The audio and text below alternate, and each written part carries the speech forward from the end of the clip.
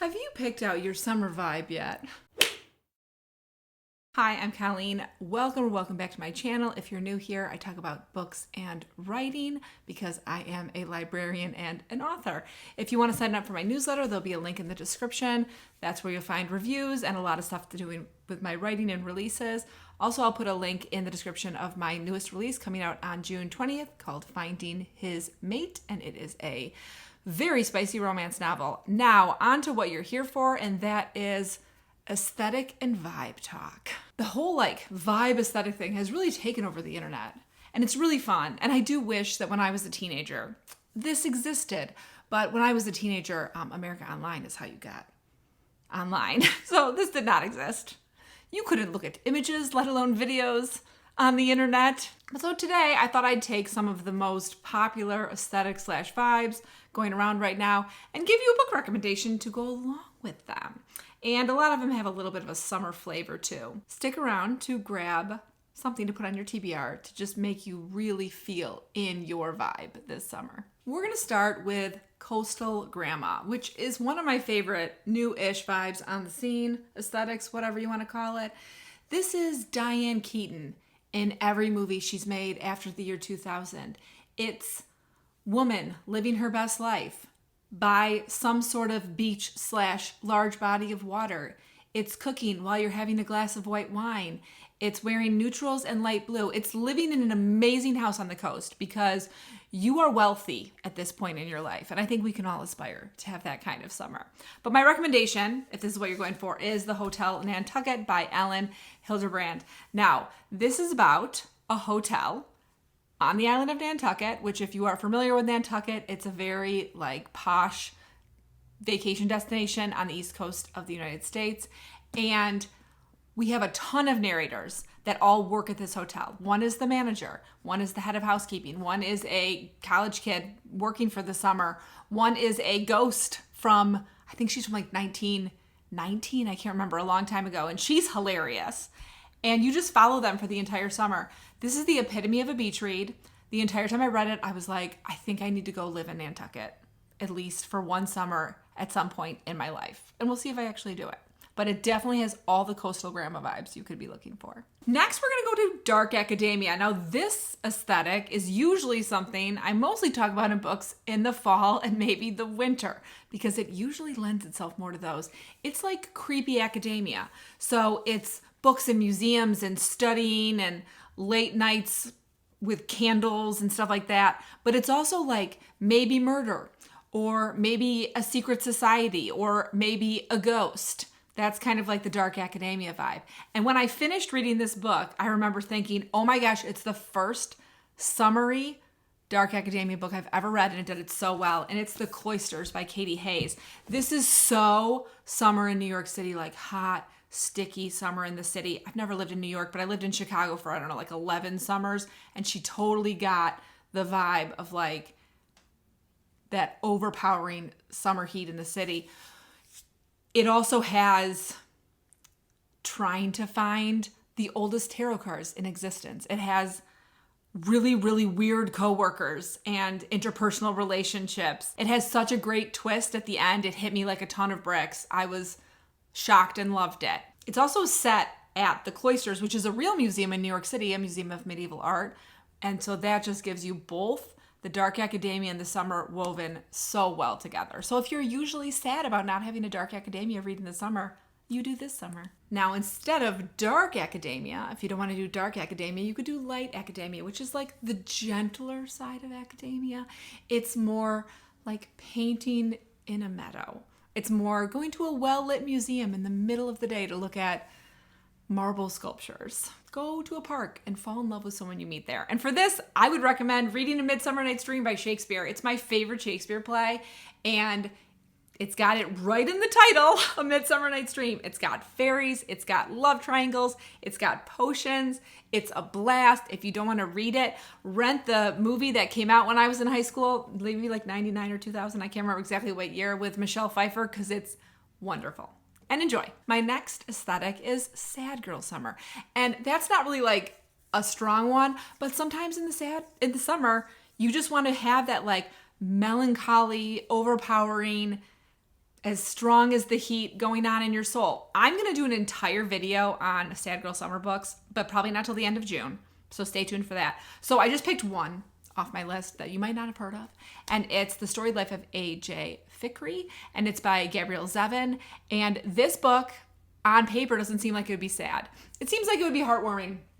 AJ is our main character, but there's several narrators, and he's a recent young widower, and then he ends up taking in a foster child, and he owns a bookshop on a small island. It seems quaint. I cried so hard at the end of this book. It's recently, there's a trailer out. It's going to be a movie. If they don't change the ending, it's going to shock anyone who came to see a rom-com, because the preview has very much rom-com vibes. This book is not a rom-com. This book will make you cry, but it's beautiful and you should still read it. On the flip side of Sad Girl Summer, maybe you want to have a Scary Girl Summer.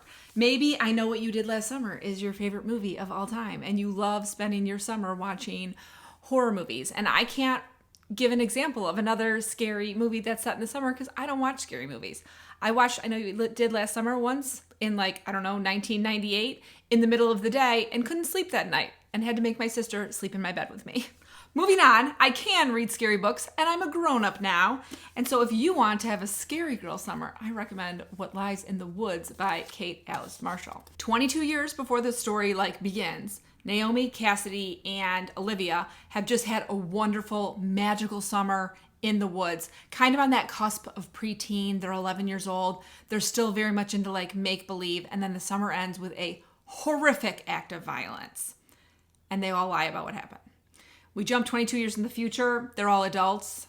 And Naomi is suddenly like, I want to come clean. And we see where that takes us.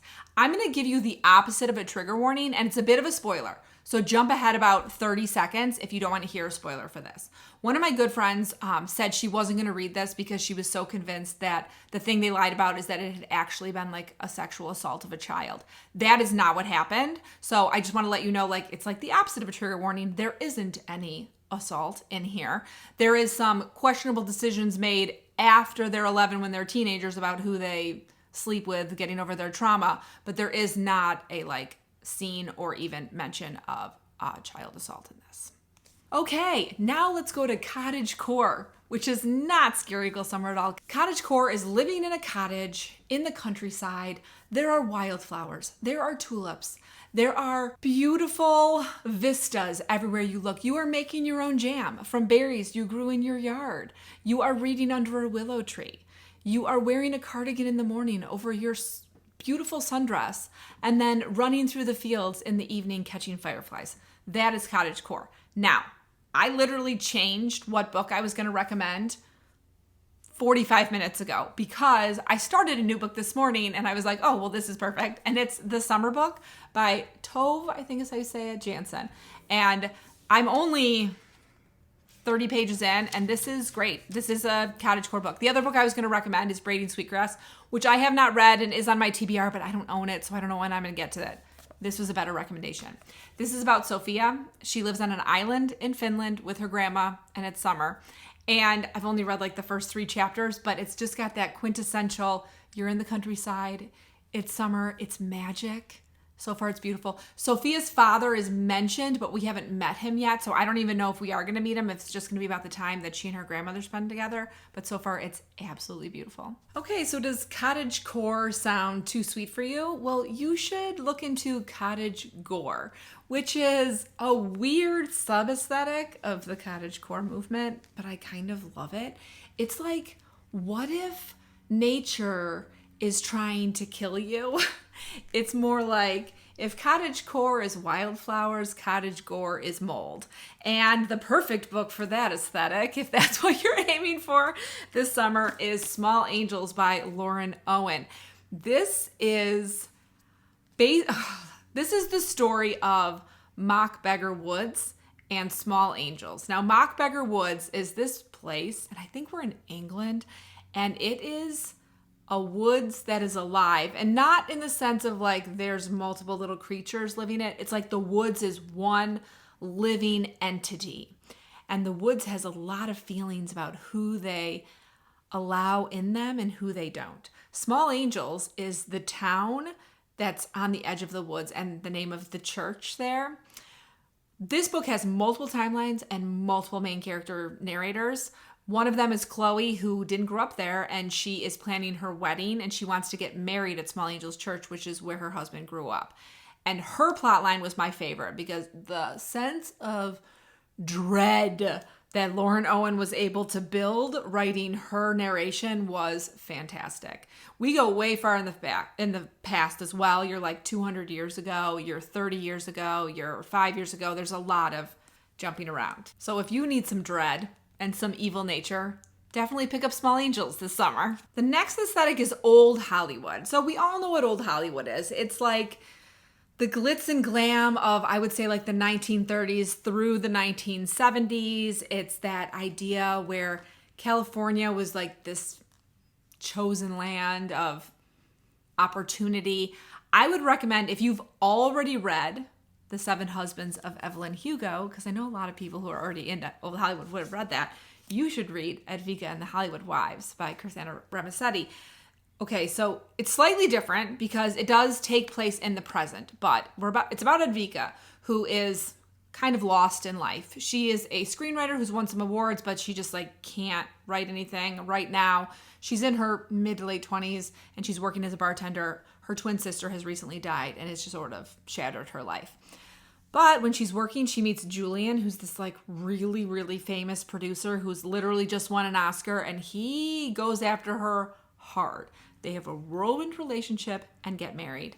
About a month after they get married, one of his many ex-wives, which she doesn't know anything about them because he asked her not to dive into his past, that woman dies. And in her will says she will give whoever his current wife is $1 million and a single film reel. Now it seems like it's time for Edvika to finally dive into her husband's past. I really, really enjoyed this. You get a lot of like 1960s and 70s Hollywood vibes when she's like in the past, but you also get a lot of present vibes because she's living it. So fun. Are you a person who wishes you could read witchy books all year round, that they didn't have to just be relegated to September, October, and November? Have I got a book for you? The witchy vibe is something we all know what it is. It's just a little bit magical. And in the summer, I'd say it's a little bit more of a light magic. So we've got Other Birds by Sarah Addison Allen, and I loved this book so much. It takes place in Mallow Island, which is a coastal town in South Carolina, and it's set at this condominium building about all the people who live there. The main character is Zoe, and she's a recent high school graduate, and she's inherited this condo from her mother, who has died. She didn't grow up with her mother. Like, she knew her, but she didn't live with her, and now she has this place to live. She's going to go to college in South Carolina, and she's going to stay there for the summer before college starts. She also has an invisible pet bird that only she can see. And everyone who lives in this building has something like that. This little touch of magic in their lives. Sarah Addison Allen does such a good job with magical realism. Like, is she the queen of it? I mean, Alice Hoffman probably is, but she's definitely second place because she's phenomenal, and she hasn't written as many books as Alice Hoffman, so I'll give her some time.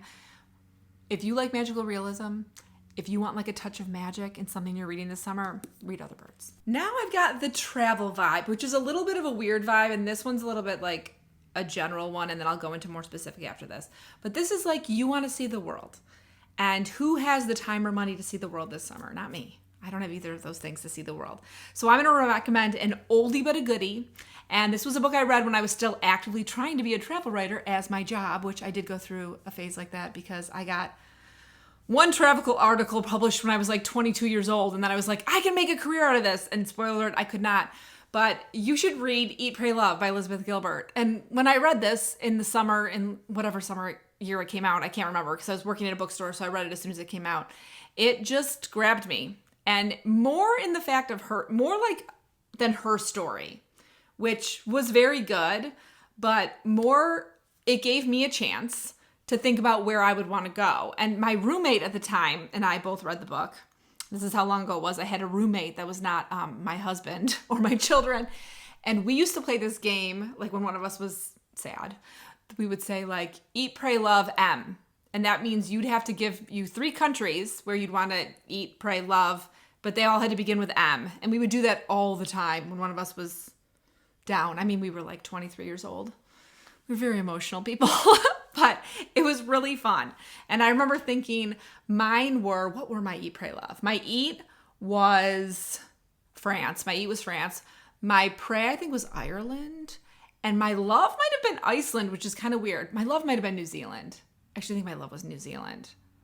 Yeah, I think so. So fun. If you read it, do that for yourself too. Super fun. Staying in the travel vein, if you want to read a book that's going to make you motivated to hike or not motivated to hike, just like you want to read about someone hiking, I'm going to recommend two oldies. One is Wild by Cheryl Strayed, which I read 9-ish years ago and thoroughly enjoyed. And it popped back into my mind because a YouTuber who I watch their significant other is going to hike the Pacific Crest Trail. And so I was like, oh, that book was so good. And that was definitely a great weaving of doing something like hiking the Pacific Crest Trail with her life. So she's a great writer. She writes a ton about her childhood, her struggle with drug addiction, what her life sort of looked like before and after. So I really recommend that one.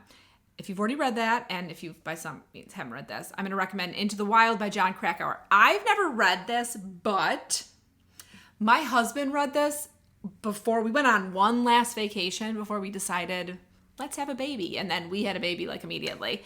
And we went to like the farthest north you can get in Wisconsin and still be in Wisconsin, and rented a cabin in the middle of the woods.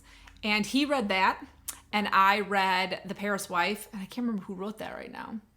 But we sat next to each other and read these books, and he would not shut up about how much he loved this book the entire time. And I was like, will you please let me read about Ernest Hemingway's first marriage falling apart, which was also a great book if you haven't read it. It was fantastic. I sobbed.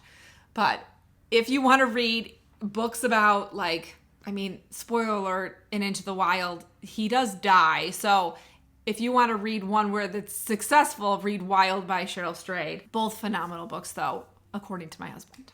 Okay, and our last travel-themed one is a road trip. And they're going to be wildly different. I have two recommendations. The first is On the Road by Jack Kerouac, which is one of my favorite classics, but is kind of like a mind, you know what. I try not to swear on this channel, so a mind F word. But I feel like everyone should read it, especially if you want to read something travel themed. Like, it's cool. It's crazy, but it's cool. You're like jumping all over the United States in a car, and you can tell that the author was most likely on drugs, but still a great classic read. And then my other one, which is also unconventional, is The Alchemist by Paulo Coelho, which is one of my favorite books of all time. It's kind of a loose road trip because it's an on-foot road trip. It's not a car road trip, and it's kind of an allegory for life and just beautifully written. If you want to fall into something that feels almost like a folk tale, like that kind of road trip, definitely read The Alchemist. I read The Alchemist for the first time in the summer, and I love that book. So those are all my vibey recommendations. If you've stuck around the whole video, thank you so much. Please tell me in the comments what your summer vibe is going to be and whether or not you've read the book I recommended, or if you have a recommendation for that vibe. I haven't read a ton of Cottagegore books. I don't know if they exist, but if you have a recommendation, throw it down in the comments. If you do not want to write words, which I understand, but you want to let me know you made it to the end of the video, please give me an emoji of your favorite aesthetic. So let's say you're a big Coastal Grandma fan, throw me a wave.